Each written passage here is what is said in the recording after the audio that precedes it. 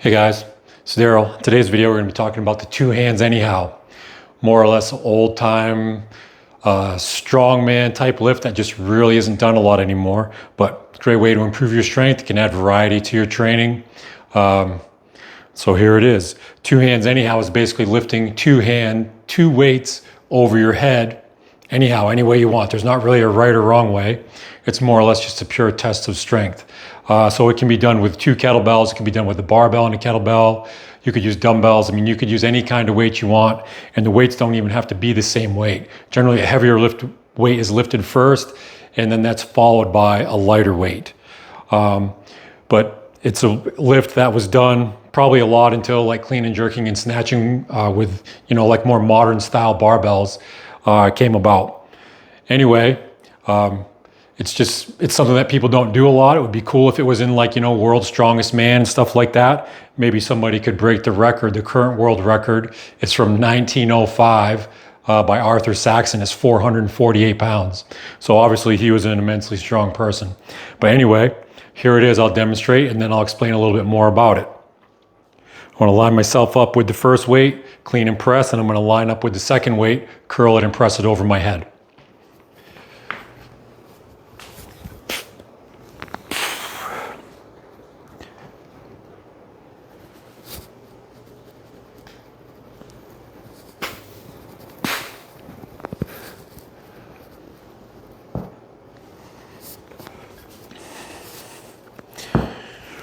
All right, so there you go. You can see how, it would take a lot of thoracic motion, a lot of strength in your torso and your shoulders to perform the lift. A lot of grinding, especially breaking that second weight off the floor when it's really heavy. So some of the finer points or the nuance of the lift, when I start, I want to make sure the kettlebell handles are pointing towards me. So I don't want them to go like this, especially, on the second weight. So when I'm in this position here where I'm trying to find the second weight, if the handle is going across, I may not be able to feel where it is. I want to keep my vision up and keep my head turned because it helps me keep my shoulder open.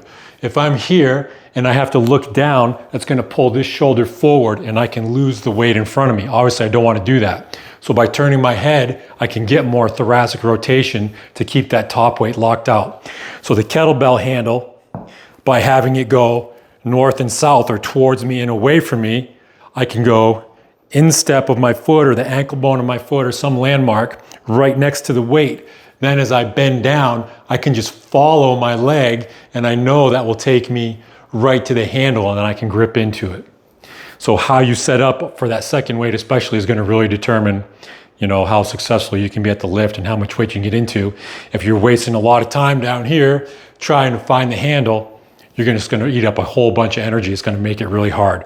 On my first weight, I also like to have the weight going straight ahead because I'm doing a clean and press, or you can do a clean to a bent press or a clean to a side press. If it was light enough, you could do a snatch, whatever you want to do. But that handle going away from me this way, so when I line up, I can swing it and get it to a clean position. If it's like this, it's a lot harder to get around, I think. It just doesn't feel as natural. Anyway, that's how I like to start the handles on the kettlebells. That's how I like to start the weight.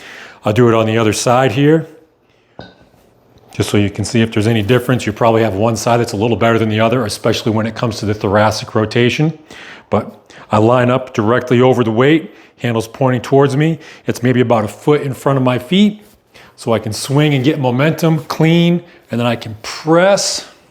Then I want to line up over that second weight, foot right against it. My feet are angled a little bit towards the non-weight side. Open up my shoulders, find that handle, curl it into my body, and then press to lockout. Control on the way down, follow my leg so I don't drop the weight on my foot without me being able to look at it. And then back straight, safely return both weights to the floor. So there it is, two hands anyhow. I hope you find it helpful. Maybe you can incorporate this into your training. I'll follow this up with a whole playlist of breakout drills on things you can do to strengthen different parts of the lift, like different types of windmills, different types of presses and side presses and bent presses and all that. So I'll add those after. I'll build it up over time. Great, thank you.